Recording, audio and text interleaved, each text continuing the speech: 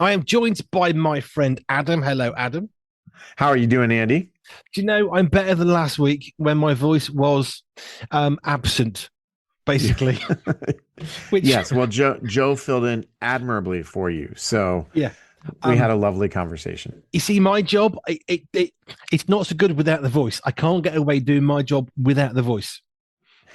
Right after we started a podcast in 2019, about 4 months before COVID, and then I got COVID in March of 2020, and my COVID turned into pertussis, also known as whooping cough, Wow. and then I got pneumonia. I was never hospitalized, but I was sick probably 5 or 6 months from end to end. And in the middle of that, I got laryngitis. And I just said, guys, I can't, I can't even talk. I mean, it wasn't like scratchy voice. It was no voice at all, you know? Yeah, yeah, yeah. So it was, that was a crazy season so don't ever want to do that again. No, and with what you and I do, sir, the voice. I know people think, oh, you can get by, you can text, you can email. Well, yes, you can, but if you're delivering a radio show or doing what you Yeah. do, sharing stuff, you kind of have to be able to talk. And You got AI, to be able to talk. I've got a thought on this in a minute, but you can't do AI for everything. I know it's clever, but I mean, we don't use AI ever. That's a principle for me, but it That's a only good goes so far. principle. It only goes so far though. Yeah. I mean, we've actually done some videos where we've recorded our voices and then put it into some sort of AI robot machine. And it's close enough that it could fool you if you're not paying really close attention. But it's still as creepy as I'll get out, as far as I'm concerned. I watched something recently.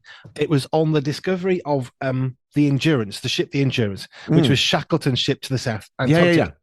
And it was a Discovery Channel thing, and it's basically tracking them. Can we find the ship?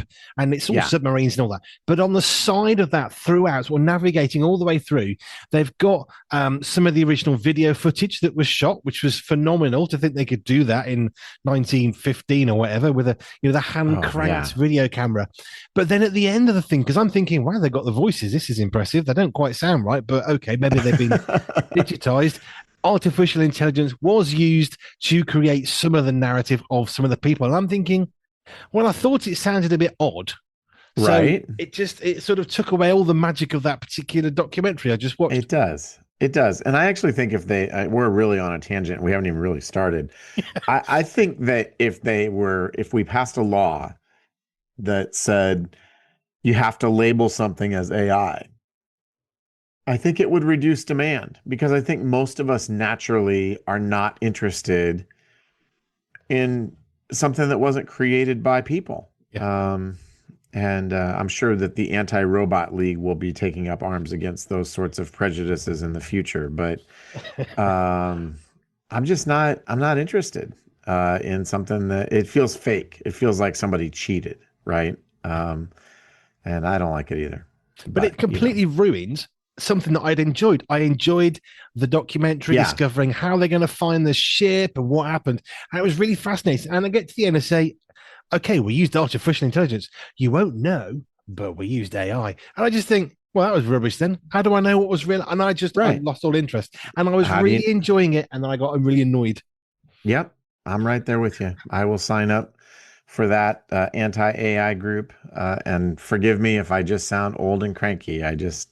I think if you have spent your life creating things, like if you are a painter, if you're a photographer, if you're a graphic designer, if you're a writer, if you're a musician, from the perspective of somebody who spent the last 35 years writing and editing, I mean, I don't even like Grammarly. I find Grammarly offensive to my editorial sensibilities.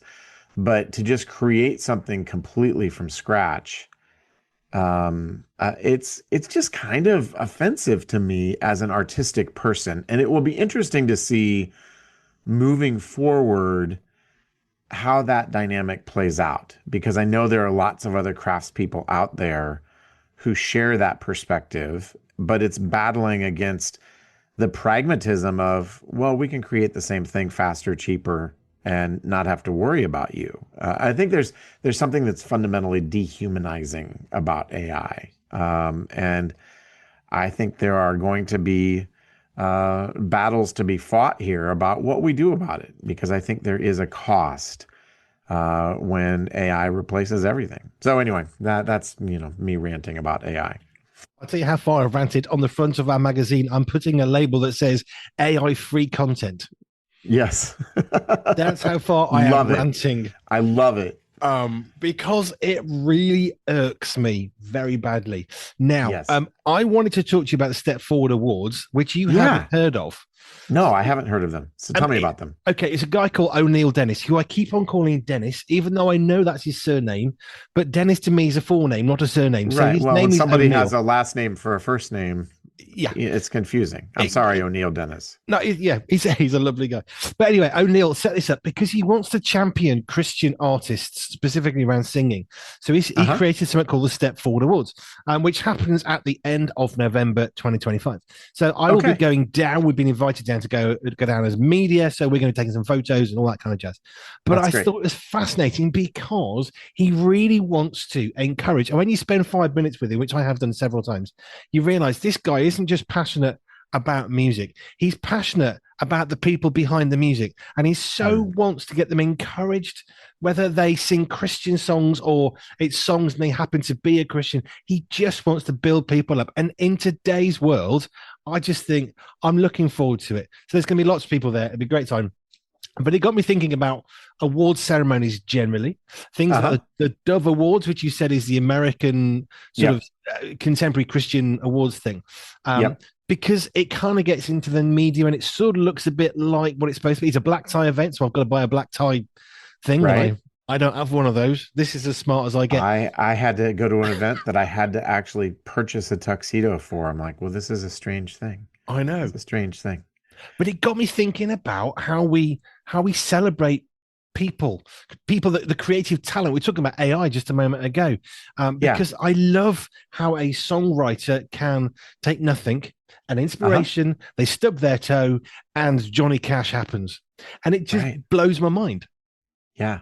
I'm right there with you. And I think that, those sorts of award shows give an opportunity to recognize artistic excellence. And I know there's a degree of subjectivity, especially if our favorite artist of some stripe didn't get chosen for a particular award. I mean, we've had all sorts of Grammys controversies over the years about so and so won, so and so didn't win. Kanye hijacking the mic from Taylor Swift, that sort of thing.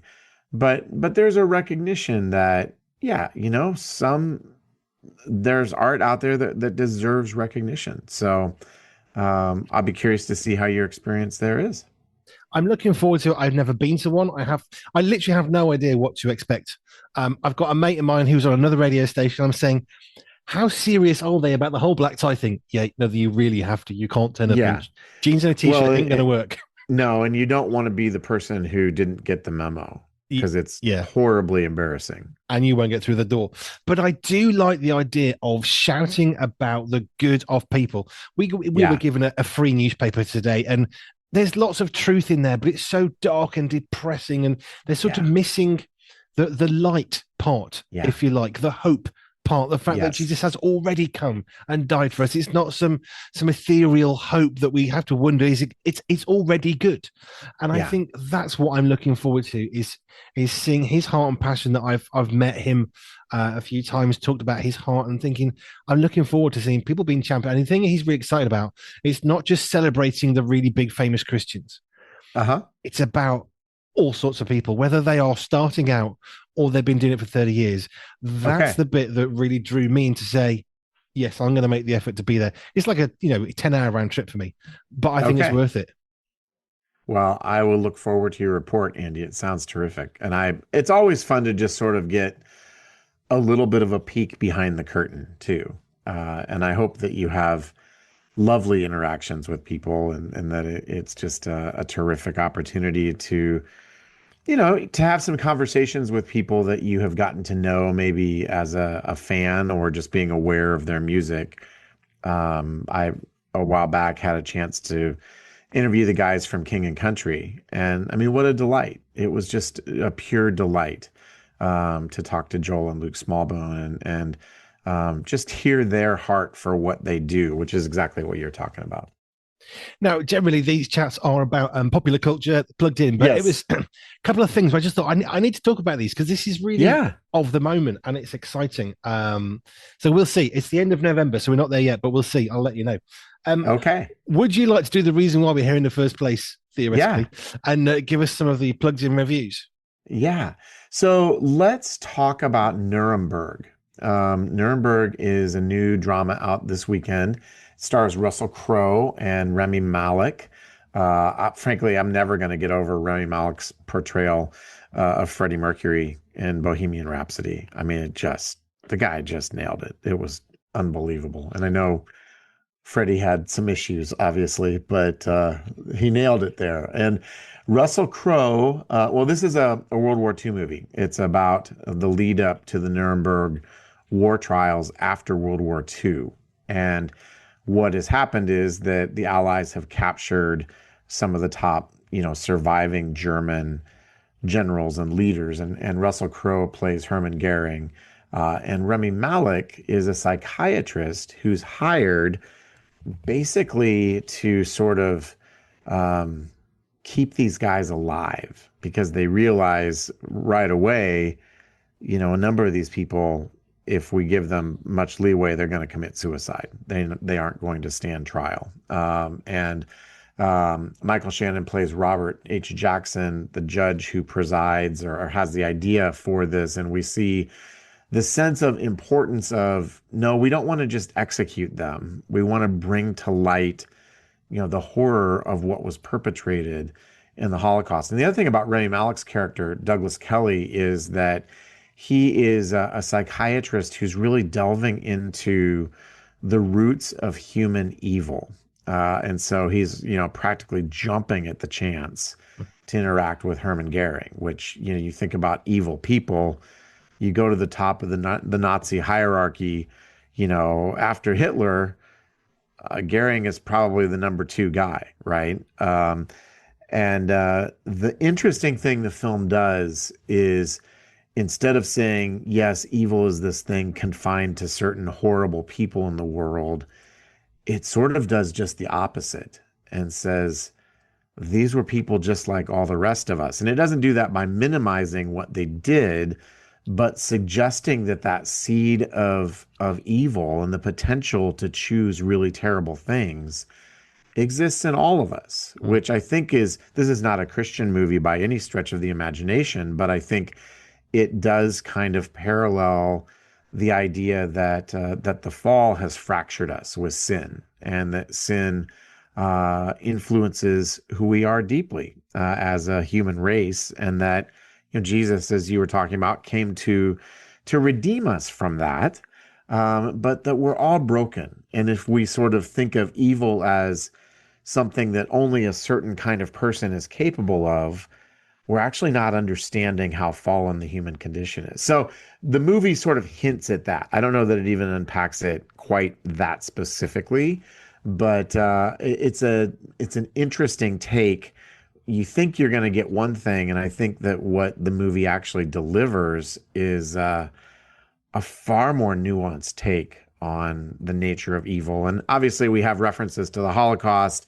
There's some profanity. This is not a movie for children, but we're not in like Saving Private Ryan or Schindler's List territory either. So I think, for mature tweens on up, you could have a really terrific conversation about the nature of evil, some of the things that have happened, and especially right now, as we're seeing anti-Semitism on the rise around the world in so many places, it's an opportunity to revisit this thing called the Holocaust that happened, and it's not just an abstraction. So anyway, I've just spoke for like 5 minutes straight. I'll give you a chance to talk. Do you know, this is a sort of film, I mean, when we phrase this carefully, that I would want to go out of my way to go and watch. I'm not going to say the word enjoy because I don't think you can use that word with this. Right. However, I'm being very cautious here, but it is a sort of film that I would actually appreciate watching. Yeah. Uh, because I don't think we can talk about the Holocaust too much. Because the moment we start to suppress it and forget about it, oh, it's really horrible and it's evil and it's dark, and let's not Yeah. think about that, that's the moment it happens again. Because if we don't remember what we've done, we're not going to remember what we've done. It's that simple. And we Right. need to It's that recall. simple. Yep. And I think that we're certainly in a moment like that with what's happening in the Middle East, and with without going too far off the political rails. I know London has had an ongoing conversation about the role of Islam and local politicians, and now New York City this week just voted for someone who is a social democrat or democratic socialist, and who is openly Muslim. And so I think it's a conversation when you have those worldviews that are clashing. How do we resolve those? How do we talk about the dignity of people who have deep conflict? And I think movies like this, at their best, can be a catalyst for those important conversations. Which we need to have. I think you have this in America, but in the UK, going back not that long ago in the years term, all these statues are being ripped down. We don't want to remember Yeah, what they did. And right. I remember immediately thinking, whether you like it or you don't like it, you need to remember what they did, because that's part of history. You can't Well, eradicate exactly. history. That's really foolish, because Yeah, when you do that, we'll have the Holocaust all over again. If we don't go out of our way to remember the evils, we don't need to yep, celebrate them. We don't need to enjoy them, but we do need right. to remember them. No, that is exactly right. And I think that we hear the word narrative in our culture a lot. Mm. And we don't talk about truth much, because I think the postmodern worldview is one that is sort of allergic to the idea of truth. And so where there is no truth, you just have my truth, your truth, their truth, this narrative, that narrative. And narratives are important. It's important to understand how things came to be, where people have come from. But as followers of Jesus, we also believe that there is a meta narrative, as the philosophers call it, that is objectively true, and that is that Jesus came and lived and died for all of us, that we might experience forgiveness from our sins and be brought back into right relationship with God. And as Christians, as people who hold to that in faith, it's just an ongoing challenge to think, how do I communicate those ideas in a way that potentially wins me the opportunity for conversation with somebody who doesn't believe the same thing, right? So anyway, I'm all about big conversations, with movies like Nuremberg being a terrific way to wade into some hard things.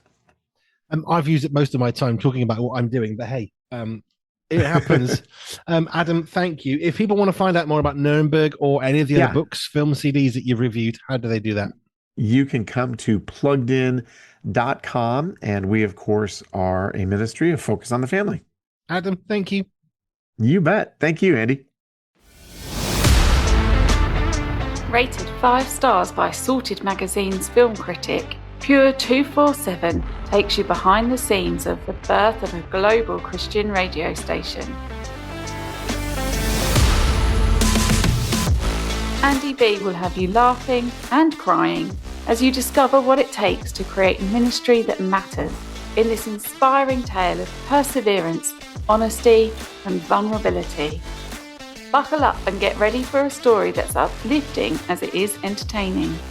Behind the microphone, they face bankruptcy, eviction, and 2 life-changing surgeries. Can they make it? Will they make it?